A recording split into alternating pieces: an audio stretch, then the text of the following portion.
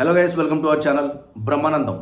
So meme god, the great legendary comedian and actor Brahmanandam గారు act చేసిన cinema Brahmanandam. So ఈ cinema గురించి మనం మాట్లాడుకునే ముందు మెయిన్గా డిస్కస్ చేయాల్సిన ఒక మనిషి ఉన్నాడు. ఆయనే బ్రహ్మానందం గారి కొడుకు రాజా గౌతమ్. సో ఆయన ఈ సినిమాలో చాలా మంచి డీసెన్స్ పర్ఫార్మెన్స్ ఇచ్చాడు. సో అది చాలా అప్రిషియబుల్గా ఉంది.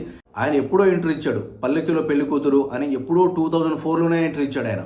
సో నేను ఇప్పుడు గూగుల్లో సెర్చ్ చేస్తే నేనే షాక్ అయ్యా, ఏది 25 ఇయర్స్లో ఈయన చేసిన సినిమాలు ఇన్నేనా అని చెప్పేసి. డెఫినెట్లీ ఆయన బ్యాడ్ సినిమాలు అనేది ఒక్కటి లేదు. సో పల్లెకిలో పెళ్లి కూతురు దగ్గర నుంచి ఇప్పటి వరకు ఈరోజు బ్రహ్మానందం వరకు అన్ని చాలా సినిమాలు డీసెంట్గా ఉన్నాయి. ఆయన వచ్చేసి సాలిడ్గా ప్లాన్ చేసుకుంటూ వచ్చాడు. సో ఆయన మొన్న ఒక ఇంటర్వ్యూలో కూడా ఆయన చెప్పాడు, నాకు యాక్టింగ్ అంటే చాలా పిచ్చి, చాలా ఇష్టం. సో నేను ఒక బేస్మెంట్ అనేది క్రియేట్ చేసుకున్నాను. నేను ఆ మోడ్లోనే నాకు నచ్చిన సినిమాలనే ఒక ఒక పర్టికులర్ వేలోనే చేస్తున్నాను అని చెప్పేసి. సో పర్టికులర్గా ఈ సినిమా విషయానికి వస్తే ఆయన చాలా డీసెంట్ పర్ఫార్మెన్స్ ఇచ్చాడు. అండ్ ఈ సినిమా స్టోరీ విషయానికి వస్తే తాత మనవడి మధ్య బాండ్ ఎలా ఉంటుంది, ఆ ఎమోషన్స్ ఏంటి అంటే లైక్ మరీ ఎగ్జైట్ చేసే కాన్సెప్ట్ అయితే కాదు, కానీ డెఫినెట్లీ మనమైతే సినిమా చూస్తున్నంతసేపు దాన్ని ఎంజాయ్ చేస్తాం. ఆ కామెడీ కానీ ఆ ఎమోషన్స్ కానీ బాగా ఎంజాయ్ చేస్తాం మనం. అండ్ ఆఫ్టర్ రంగమార్తాండ బ్రహ్మానందం గారు మళ్ళీ అలాంటి కైండ్ ఆఫ్ ఎమోషన్స్తో మనల్ని కొంచెం కళ్ళు చెమర్చేలా చేశాడనమాట. సో నెక్స్ట్ వచ్చేసి వెన్నెల కిషోర్ అండ్ బ్రహ్మానందం గారు కలిస్తే అది పీక్స్లో ఉంటుంది. అండ్ డెఫినెట్లీగా దీంట్లో కొన్ని చోట్ల కామెడీస్ కూడా పేలాయి.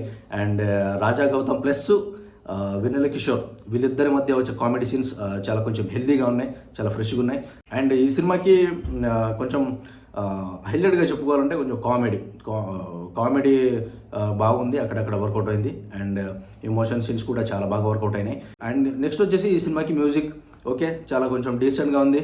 అండ్ ఫైనల్గా director RVS Nikhil, so too good, మంచి జాబ్ చేశాడు. డెబ్యూట్ ఫిల్మ్ అయినా సరే చాలా బాగా తీశాడు. ఆయన యాక్చువల్లీ బ్రహ్మానందంతో ఎందుకు సినిమా చేయాలనుకుంటారంటే కృష్ణవంశీ గారి డేంజర్ సినిమా చూసి దాంట్లో బ్రహ్మానందం క్యారెక్టర్ చూసి సో ఈ బ్రహ్మానందం గారితో ఎలాగైనా సినిమా తీయాలని చెప్పేసి ఈ స్టోరీ రాసుకుని ఈ సినిమా తీసాడంట.